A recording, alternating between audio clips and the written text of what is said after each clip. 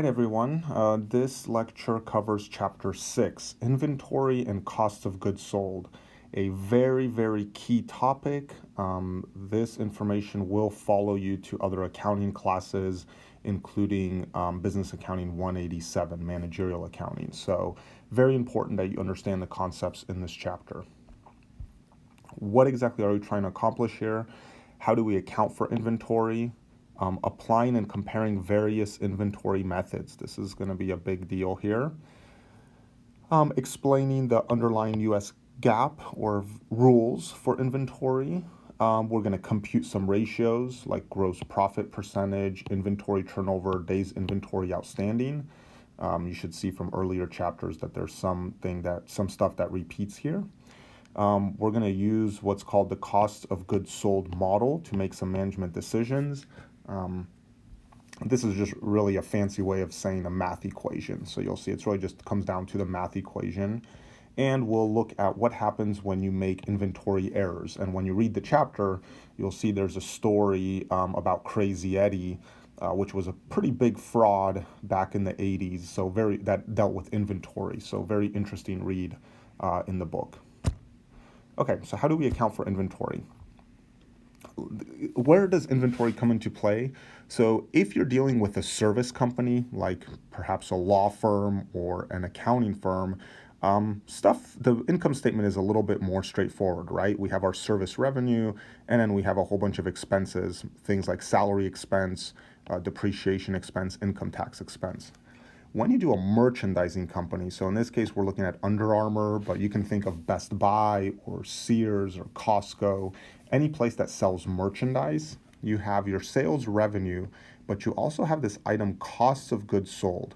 So when Best Buy sells an Apple computer, they have revenue for that Apple computer, but that Apple computer costs them money. They had to buy it from Apple. So the difference between what they sold it for and what they paid Apple for that computer is called the gross profit, right? And this is a very key financial metric in companies, especially merchandising companies. So then we also have the same operating expenses: salary expense, depreciation expense, income tax expense, and others. So again, key here is merchandisers will have two accounts that we don't really see in service entities. Cost of goods sold, right? That's on the income statement there. And also inventory on the balance sheet. So here it is on the balance sheet. You see there's this inventory account that if you are a service company, in this case they're using Century 21 Real Estate, a real estate brokerage, you see we don't really see inventory because they don't have inventory. So here is the relationship between inventory and costs of goods sold, right? So here's a good example. Let's assume that Under Armour outlet has 300 men's fleece hoodies that cost them $30 each, okay? The store takes these hoodies and marks them up by $20. So they're selling them for $50 each, and they sell 200 of them, right? So how does that look? Well, on the balance sheet, they're going to show, remember, at cost. So how much did it cost them? $30 each, right, which we see there. So they're going to have their inventory of, so this is after they sold. So they started with 300, they sold 200, so they're left with 100. So on their balance sheet, these last 100 that are left, they're going to show at $30 each, or $3,000, right? That's what's left on the balance sheet. On the income statement, so they have sales revenue. They sold 200 hoodies at $50 each. So they got $10,000 in sales revenue. But those hoodies were not free. They had to pay for them. It cost them $30 each. So 200 hoodies at $30 each, $6,000 it cost them just to have these hoodies to sell. So they have a gross profit of $4,000, just sales revenue minus cost of goods sold. You can also think of this as profit per item of $20. So gross profit per item of $20 times the 200 sold also gives you $4,000. So this is an important concept, and sometimes it takes a while for this to click. So the cost of inventory sold shifts the inventory from an asset to an expense when the seller actually delivers the goods to the buyer, right? So again, let that sink in for a second. If you are buying the inventory if Best Buy is buying the inventory, all they're doing is replacing, if they're buying it for cash, they're just replacing one asset, cash, for another asset, inventory. We don't expense it, we don't create an expense until we deliver those goods to the buyer. So until Best Buy sells that DVD or computer or whatever it is, they don't show an expense. And that expense is called cost of goods sold. Okay? So the cost of the inventory that's on hand is called inventory. It's an asset on the balance sheet. The cost of inventory that you sell becomes cost of goods sold. That becomes an expense on the income statement. So that's how we move from inventory as an asset to a cost, an expense. So let's be clear on some definitions here. What's the sales price versus the cost of inventory? The sales price is what we use to calculate sales revenue, right? It's based on the sales price of our inventory sold. Our cost of goods sold is based on the cost of the inventory sold, right? So cost of goods sold is calculated by the number of units we sell times the cost of inventory per unit. And the inventory that we're going to show on the balance sheet is also going to be shown at its cost. So our inventory on the balance sheet is the number of units of inventory that we have on hand times the cost of each unit of inventory.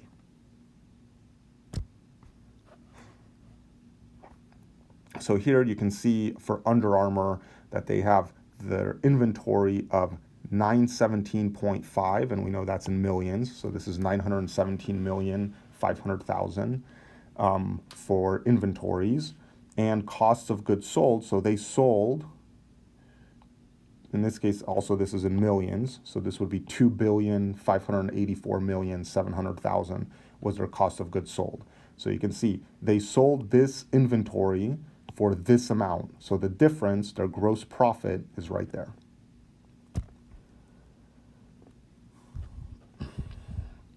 So the number of units of inventory, how do we determine that? So we pull it from accounting records, right? We can evidence it by actually physically counting at year end our inventory, right? So if you've ever worked in retail, you do inventory. You've heard that concept before. So that's this is essentially what you're doing, this step.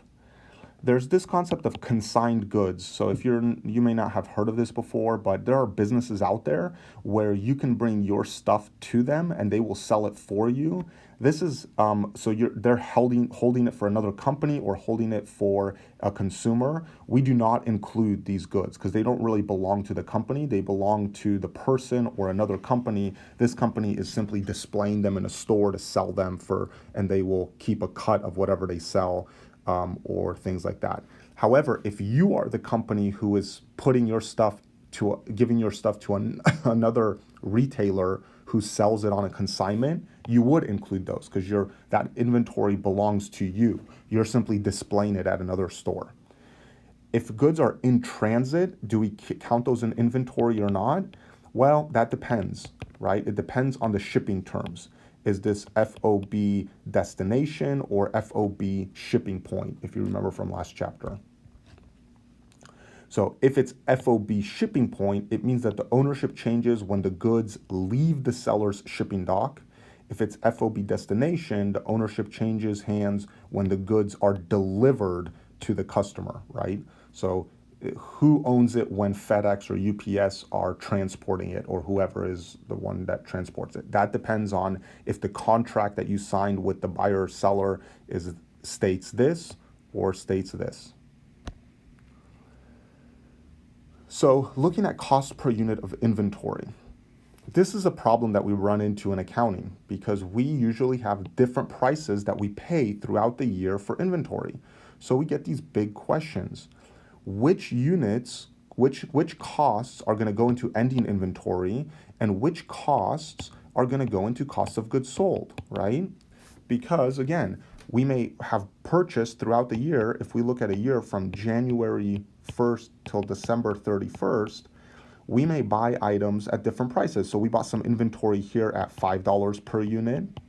Then maybe here we paid $6 per unit, right? Here we maybe paid $7 per unit. So we have these mixed costs. So the question becomes, how do we separate these costs? When we want to look at ending inventory at the end of the year, what is left in inventory? What is left in there, right? Which units? Is it these units? Is it these units? So we don't know that. We're going to look at that in a second here. How did we figure that out? Two major types of inventory systems, perpetual and periodic. So perpetual, which is kind of pretty popular nowadays thanks to computers, simply keeps a running record of all the goods bought, sold, and on hand. You're still going to count inventory once a year because if somebody steals inventory or inventory gets damaged, that doesn't usually get flagged by a computer. So you need to hand figure out how much is left at the end of the year. But this is a very popular system. If you think about going to Whole Foods and grocery shopping, every time the scanner scans an item, it updates the journal entries for not only that sale, but also the inventory, so you have a sense of what's left over. And some companies have very sophisticated systems. Walmart, for example, their systems are connected to the provider. So if there's like toothpaste that's almost running out, the computer system will automatically send an order to Procter & Gamble or whoever it is that makes that toothpaste to send in the next shipment to those stores. So stores have very, very sophisticated inventory systems now. Periodic inventory doesn't have that, usually used for inexpensive goods. The best example I can give you is if you go to a store like Home Depot, they have these like drawers of screws and nuts and bolts and things like that. So very often they just generically charge you for those items. They don't really keep a running total. They just count it right at some point. So they're not keeping a running record. That would be periodic. Once in a period, you check your inventory, but you're not keeping on a running record, right? You do not keep a running record in a periodic system. So when you're doing transactions in the perpetual system, right, two entries are made to record the sale. You're going to debit cash or accounts receivable, right? It depends on did the customer buy from you on account or did they pay you cash right there? And you'll credit sales revenue. You sold something. But then you have another journal entry. You need to debit costs of goods sold and credit inventory to adjust your inventory for what you just sold. So let's use an example here.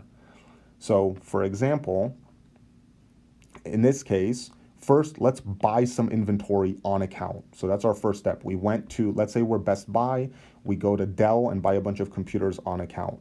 So we're going to debit inventory, $560,000, credit accounts payable, $560,000. That's what we paid for it. Now we sold some inventory on account, right? So we have an account receivable. We sold it for $900,000. Remember, this is the sales price. And our sales revenue at the sales price is $900,000. Now we also have to record the costs of what we sold up here, right? How much did this cost us? So in this case, we see costs of goods sold. So this $900,000 of stuff we sold cost us $540,000. That came out of this bucket, right? So we didn't sell all $560,000. We sold $540,000 worth for $900,000. So we're going to debit an expense. This is an expense account. For $540,000, we're going to credit inventory for $540,000. Remember, inventory is an asset, so to decrease it, we're going to credit it $540,000 because we sold some inventory. We don't have it anymore. So T account, again, we started here with, they tell us beginning inventory was $100,000. We bought $560,000 worth of inventory, right? So this they just told us, that's where we got it from. Here we know we bought it, right over here. So we should see $660,000 of ending inventory, but we don't have it. We have $120,000. That means we sold $540,000 worth of inventory, which is cost of goods sold. This is a very important concept, so please make sure you feel comfortable with this. And so cost of goods sold T account, you can see, is a debit of $540,000, and that just comes straight from here.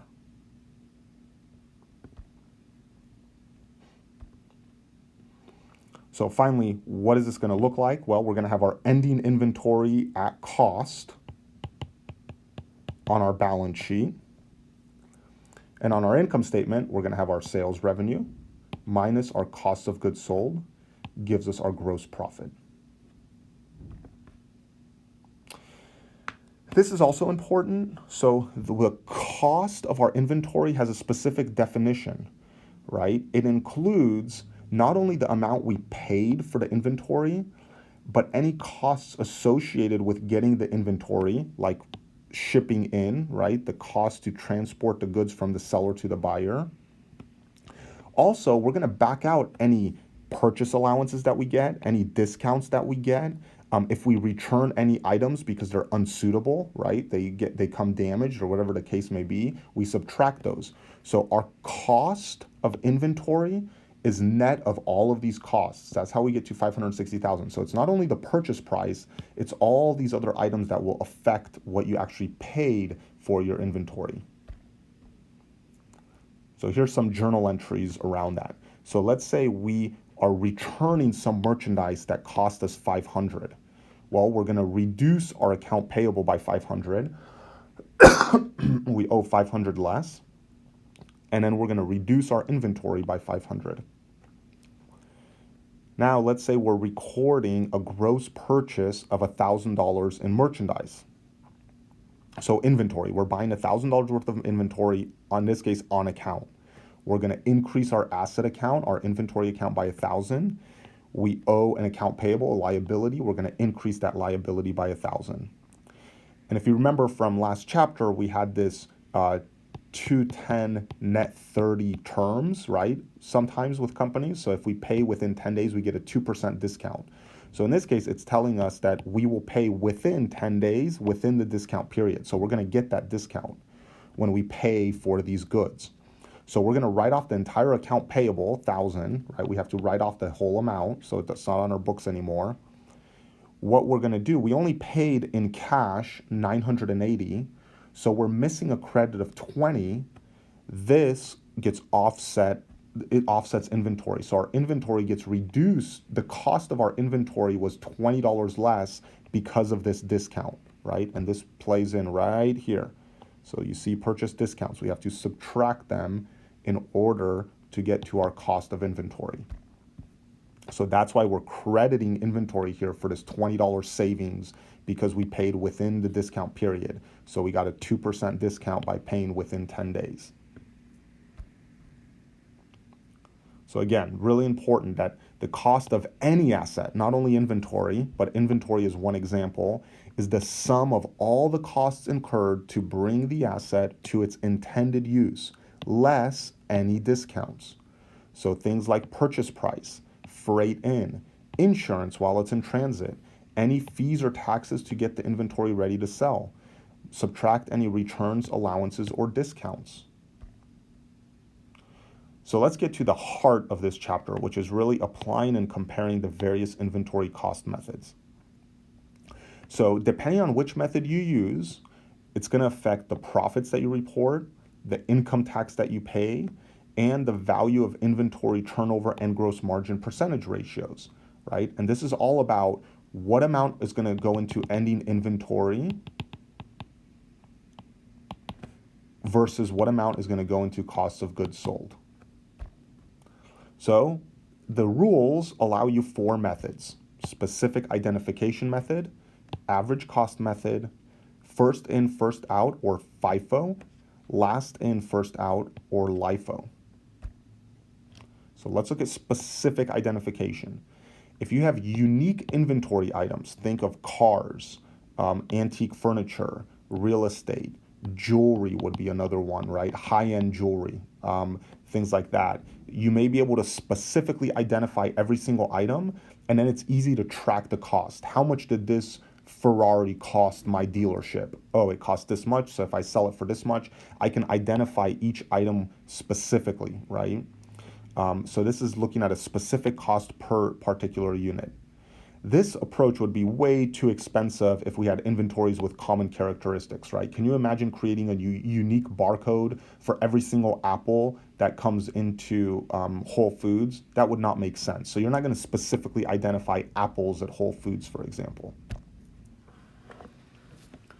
Okay, so let's look here at an example, and here's the point of this, right? So our inventory T account at the end of the period, we started with 10 units in there. These units were $10 each, so we have $100 of cost in our beginning inventory. We made 2 purchases during this period. They don't give us the dates, they just say number 1 and number 2 purchase. We bought 25 units at $14, so that cost us $350. And we had bought 25 units at $18, so that cost us $450.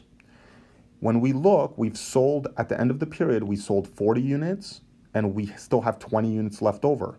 The question is, which 20 units do we have left over? And which 40 units did we sell, right? And we need to answer that based on the different cost methods that we use.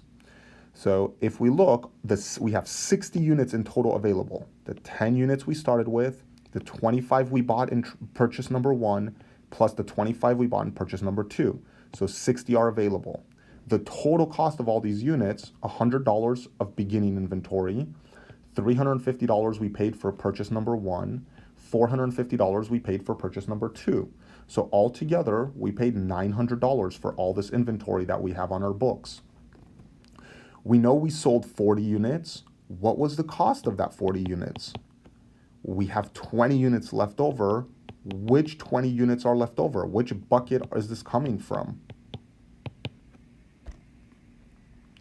So one option is the average cost method. This also gets called the weighted average method because you'll see why. You're going to weight by the number of units at each price. This is based on the average cost of inventory during the period.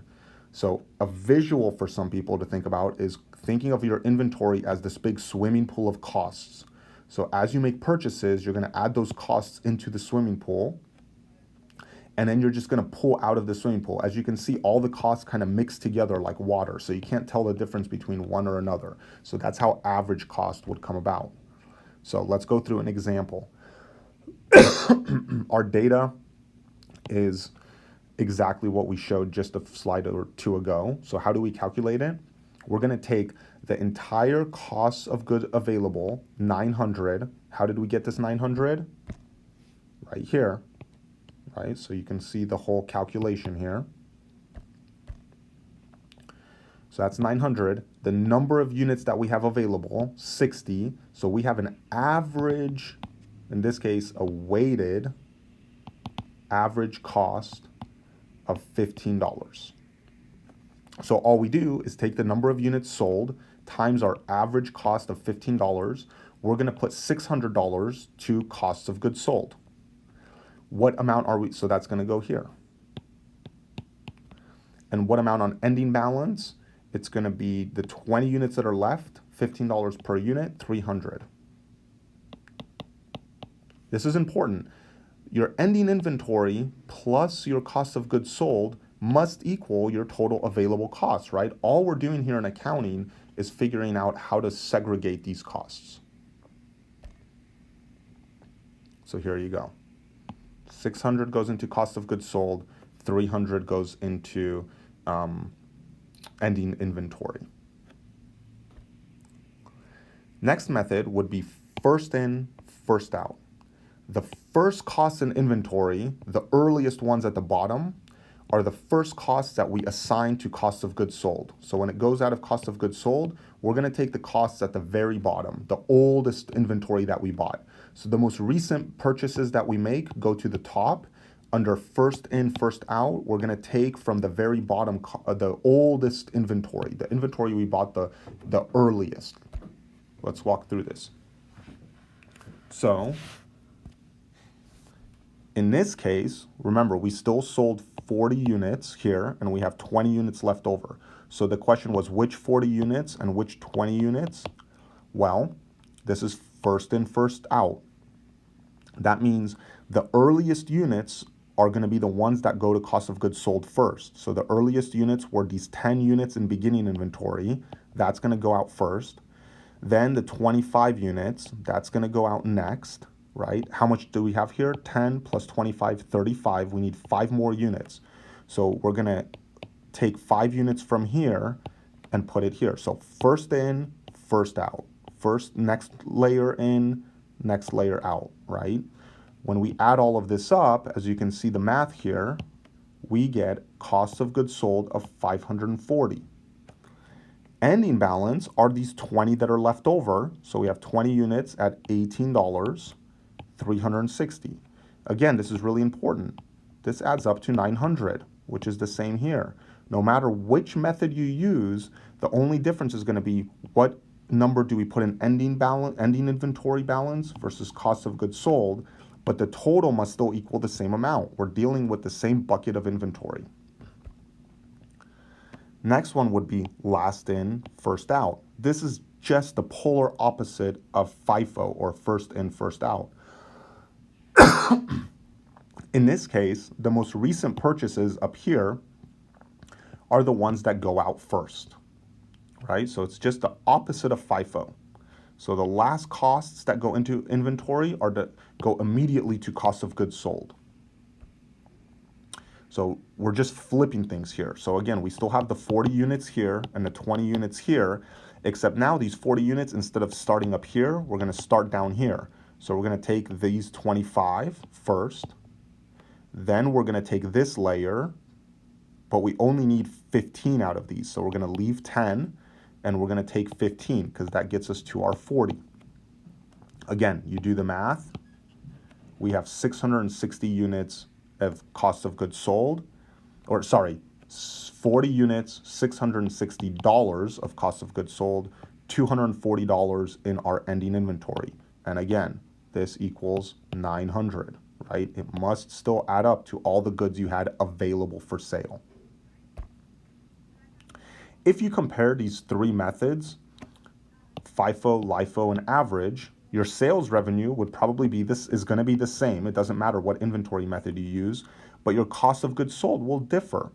You have 540 under FIFO, 660, and under average 600. So you can see average falls somewhere in the middle. Under LIFO, you have the lowest gross profit. Under FIFO, you have the highest gross profit. So what do you think companies use the most, right? Most people would say, well, probably they pick FIFO because their gross profit is the highest, right? But the answer is actually wrong. It's LIFO. Why would they use LIFO? Well, because think about it. If you're paying taxes, you're going to pay taxes on this gross profit. Do you want to pay? This is just an accounting trick, right? These methods are an accounting trick is all it is. But in terms of taxes, which one do you want to pay, right? You would rather pay taxes off of a lower amount. You want to pay less in taxes because taxes is a real check that you have to write. It's not an accounting trick. Taxes, you actually have to write a check to the government. And most investors and lenders are smart enough to be able to figure out, oh, your gross profit is low because you are showing it with LIFO, right? Investors and lenders are not stupid. They know their accounting. So here's an important part. When inventory costs are increasing, FIFO, cost of goods sold, is the lowest because it's based on the oldest costs, which are low. Gross profit, therefore, is the highest. Ending inventory under FIFO is the highest because it's based on the most recent costs, which are high. Because again, we're assuming inventory costs are increasing. So read that and let it sink in. For FIFO, it's going to be the opposite, right? Cost of goods sold is going to be the highest because it's based on the most recent costs, which are high. Gross profit is going to be the lowest. For ending inventory, LIFO ending inventory is going to be the lowest because it's based on the oldest costs, which are low. So again, read these, let it sink in. What happens when inventory costs are decreasing? Well, just the opposite, right? So here, FIFO COGS was lowest. Here, FIFO COGS was highest. And you can compare everything else and you can see it's just the opposite if inventory costs are decreasing. This is pretty rare. I mean, you might see it in something like solar panels or maybe some technology. Most of the time, the conditions that we see are inventory costs increasing over time because of inflation. Most countries have positive inflation. So I want to emphasize why LIFO is popular, because there are tax advantages, right? If you go back to our example from 6.6 a few slides ago, our gross profit under FIFO was 460, under LIFO was 340. We assume that the operating expenses were the same, right? Inventory method has no effect on operating expenses. So your income before tax was 200 under FIFO, 80 under LIFO. So the check that you have to write to the government under FIFO is $80, assuming a 40% tax expense, $32 under LIFO. So that's a real difference, right? Now, of course, this is a temporary difference. If we were a company that used up all of our inventory, eventually we would make up this difference in taxes. But most companies keep adding inventory. A company that's in existence forever kind of has this steady level of inventory, right? So how do we measure cost of goods sold? So the theory is LIFO has a more realistic net income figure. Why? Because the most recent costs get assigned to cost of goods sold. And that's pretty realistic. Like, what does it cost today to buy this piece of inventory, right? That's the most realistic one. However, FIFO, conversely, is going to give you more up-to-date inventory costs. Because if I look at the balance sheet and look at my recent inventory purchases, they were the most recent costs on the balance sheet. So there's pros and cons to these different methods. And different companies you work at may choose to use a different method. But LIFO is pretty popular because of the tax advantages. You can also play with, this is taking things a step further, but you can use LIFO to manage how much you report in income. You can manipulate net income with LIFO by timing the purchases of your inventory. As inventory prices rise, you can purchase large quantities near year end to pay lower taxes. Think about that one. Think about that strategy about making large purchases near year end when inventory prices are rising, and how that will lower your taxes when you're using LIFO. Because remember, last in, first out means the most recent purchases are going to go to cost of goods sold. There's also this concept of LIFO liquidation, of letting the quantities fall below the level from the previous period. That way you're dipping into older layers of inventory costs. So shifting older costs, some of which may have been 10 years old or 20 years old, into your cost of goods sold, right? If you're dipping in. Again, think about it. Think about the swimming pool. This slide takes, a little while to sink in, So let it sink in. Take a look, read through it, let it sink in to see, are you understanding the concept of inventory costing, of how you calculate cost of goods sold and ending inventory? So now let's look at some of the underlying U.S. generally accepted accounting principles for inventory. So one concept is disclosure, right? We want to report enough information for outsiders to make informed decisions. This concept of disclosure under the rules. We also want to have representational faithfulness. We want to properly disclose inventory methods.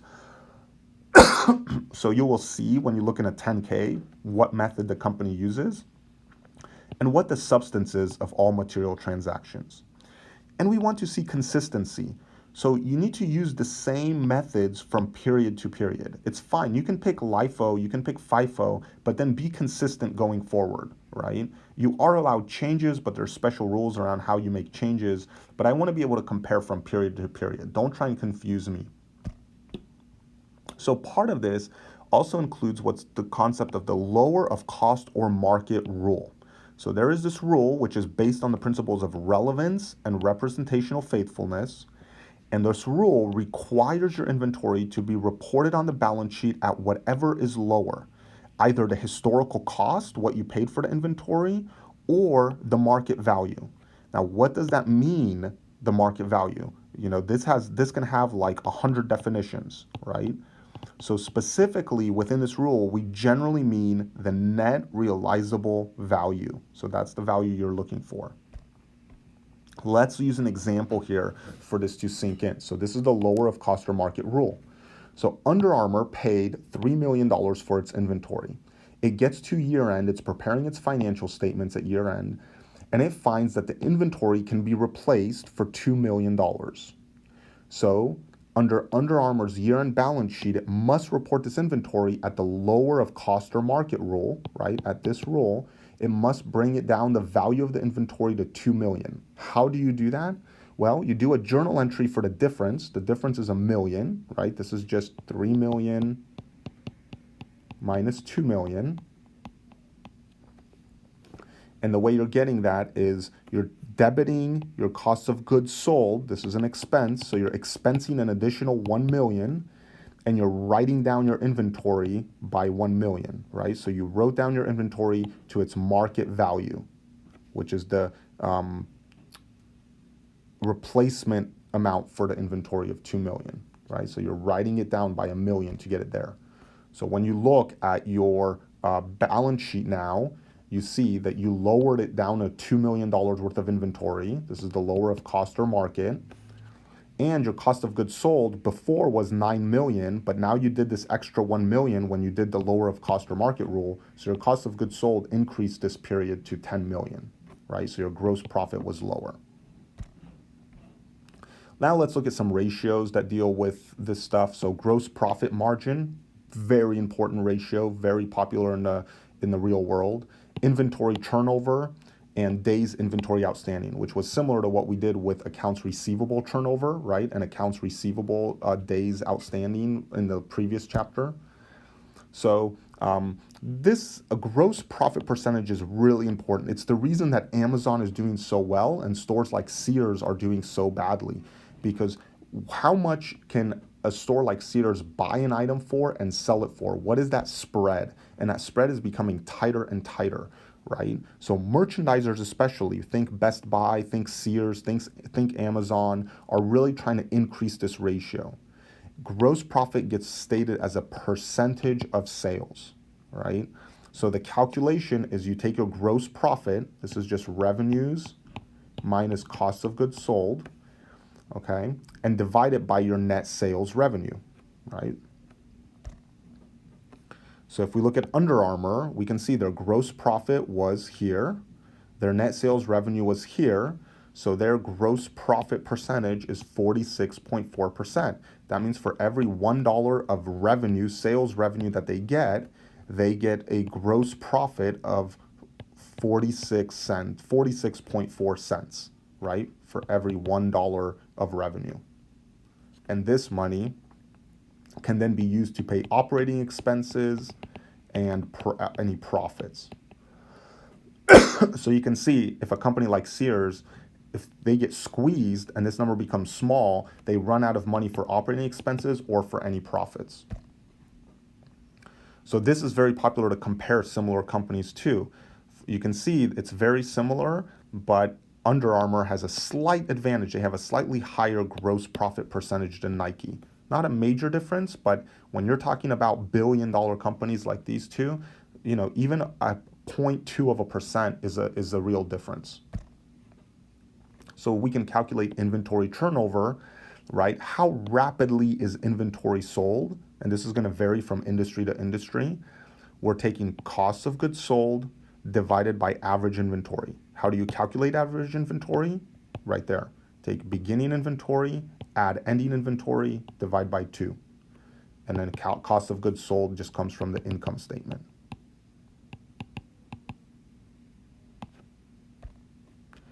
So as I mentioned, when you talk about these turnover ratios, they give you a number that's kind of hard to comprehend. In this case, it would tell you how much does your average inventory turnover in your cost of goods sold, right? That doesn't really make a lot of sense when I say it to you. You will eventually understand that, but it's much easier to understand days inventory outstanding. The average amount of time inventory is on the shelves. That makes sense, right? All we need to do is take the inventory turnover ratio we just calculated divided by 365. So here you can take a look for Under Armour, and you can see what it was for 2015 and 2016. So cost of goods sold, average inventory, gives it the turnover. Take 365 divided by the turnover. That gives us the 120 days. And again, 365 divided by the turnover gives us 100. So on average, Under Armour's inventory sat on store shelves for 120 days in 2016, 117 days in 2015. So it seems like it's sitting longer in 2016 than it was the year previous. So we can see that Nike actually turns over its inventory faster. It sits on the shelves a little bit shorter. So is that good or bad? It kind of depends, but generally you want your inventory to be on the shelf as little as possible, right? So Apple has the ideal situation where you order something from them and they probably haven't even developed it yet, or they haven't even built it yet. They're going to build it once you order it. So let's look at the cost of goods sold model that helps us make management decisions. Again, we call it a model. It's really just a math equation that we can manipulate to figure out different parts of it. So if you remember, the cost of goods sold, and we call this the model, but again, think of it just a math equation. Our beginning inventory plus our purchases equals what we call our cost of goods available. If we look at how much inventory we have remaining and subtract it from our cost of goods available, well, the difference must be the goods that we sold. So it's just a math equation. So I can rearrange this model to get, for example, to answer how much inventory should I buy for a period?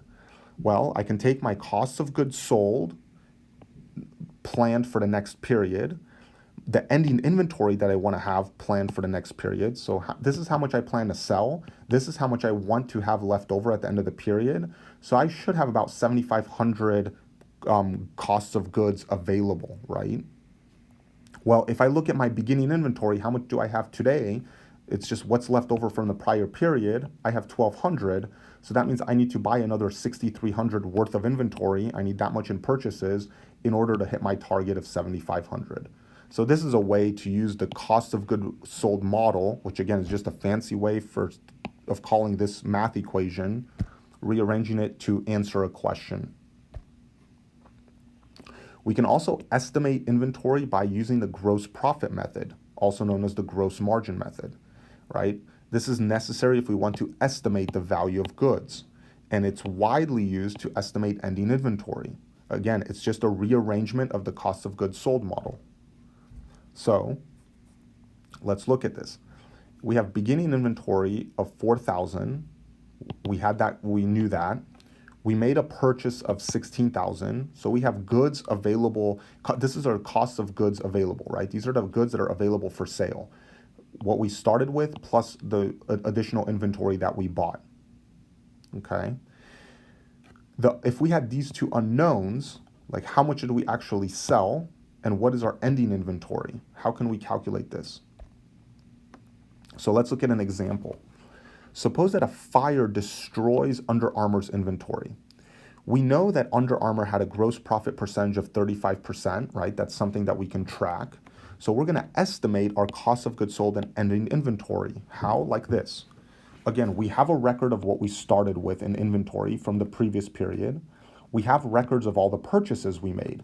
So we know how many goods were available. 110,000 was the cost of goods available, okay? But now we don't know, we need to estimate cost of goods sold. So how do we estimate cost of goods sold? Well, we can look at our sales revenue. So we know we sold $100,000 worth of stuff. This is our sales revenue. And our gross profit is 35%. So out of this $100,000, 35% or 35,000 was gross profit and 65,000 was our estimated cost of goods sold.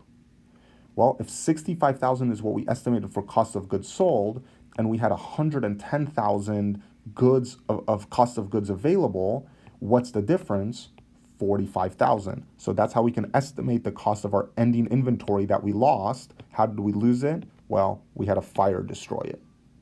So we look at this again, make sure that you get comfortable with the gross profit method for estimating inventory. Finally, let's look at the effects of accounting errors, inventory errors specifically. And if you read the chapter, I highly recommend you read the chapter about Crazy Eddie. You can even watch YouTube videos that shows some of the advertisements they did. It's a very, very interesting story because a lot of people and a lot of investors lost a lot of money back in the 80s because of Crazy Eddie. So an error in an ending inventory creates errors for 2 accounting periods, but the inventory errors will counterbalance in 2 consecutive periods. So beginning inventory and ending inventory have opposite effects on cost of goods sold, right? Beginning inventory is added, ending inventory is subtracted. So I know that probably sounded like a lot of gibberish right now. Let's just look at an example. So here's an example of an inventory error. In this case, we had the same sales revenue. It should be for both periods. This would be the correct method for both period 1 and 2, okay? This is the correct way. We had sales revenue of 100,000. We started beginning inventory of 10,000. We purchased 50,000, so our goods available was 60,000. Our ending inventory, this is where errors can happen because we are counting what our ending inventory is. The correct count was 10,000, right? So that means our cost of goods sold was 50,000, because if we had available 60,000 and ending inventory was 10,000, then 50,000 is how much we must have sold.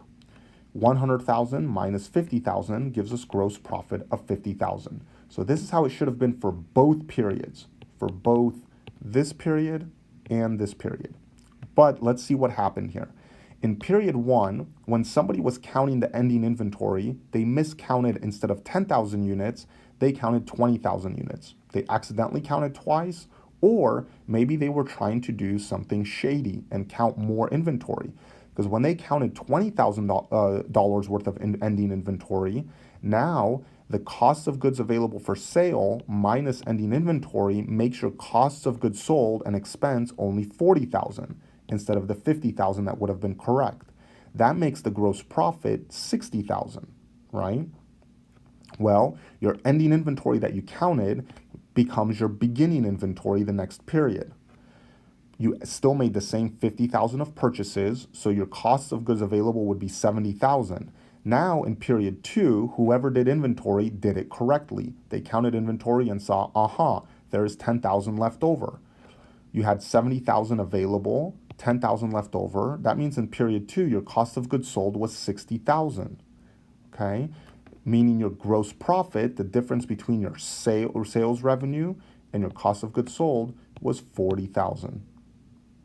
So as you can see, over 2 periods, your gross profit is 100,000 here and 100,000 here.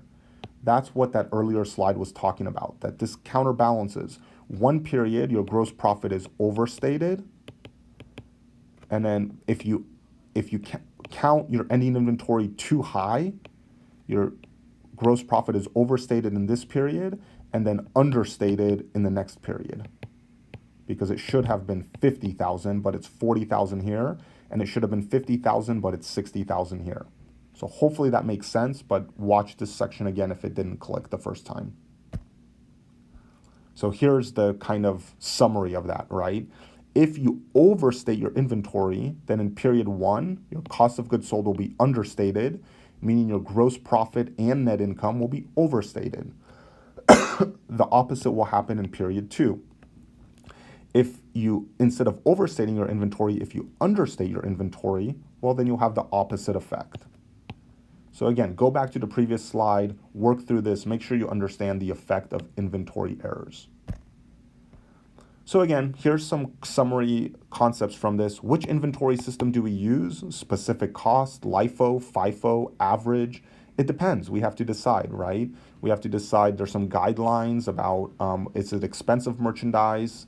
What can we control? Are they unique inventory items? All of that one. And so which one do we want to use? It just depends. If we want to have the most current cost as ending inventory, or we want to maximize reported income when costs go up, then we'll want to use FIFO. If we want to measure the cost of goods sold and net income as the most current, and we want to minimize income tax, which is usually a big deal, we'd probably take LIFO. If we want to kind of hit middle of the road for income tax and reported income, we can do average. Here's the rub.